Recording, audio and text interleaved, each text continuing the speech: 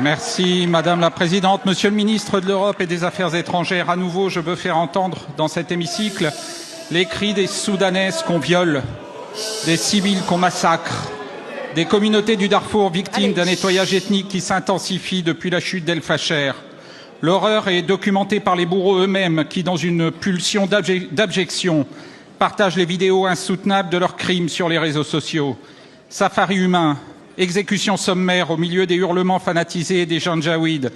C'est un véritable génocide par balles auquel nous assistons, effarés. 150 000 morts depuis avril 2023, 16 millions de déplacés et de réfugiés, la famine partout et l'horreur au quotidien. Il y a quelques jours, 500 innocents massacrés dans la maternité d'El Fasher. Aujourd'hui, j'apprends que les miliciens des FSR exigent des réfugiés du camp de Gorom que j'avais rencontré au Soudan il y a 2 ans et à qui je pense chaque jour.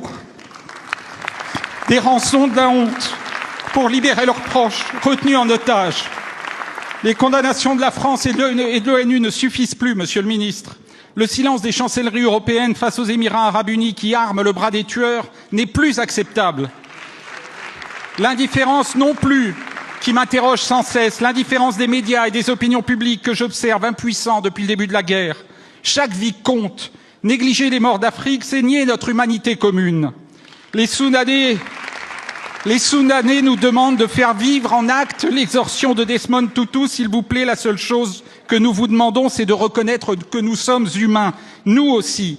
Alors, Monsieur le Ministre, je vous demande de leur dire ce que vous pouvez faire pour garantir la sécurité des civils ayant fui à Tawila pour échapper au massacre d'El Fasher, pour faciliter la mise en place de corridors humanitaires afin de permettre la circulation de l'aide humanitaire, pour convaincre nos partenaires et singulièrement les Émirats arabes unis d'agir pour que cessent les livraisons d'armes, pour que cessent enfin les combats et s'ouvre un chemin pour la paix. Je vous remercie.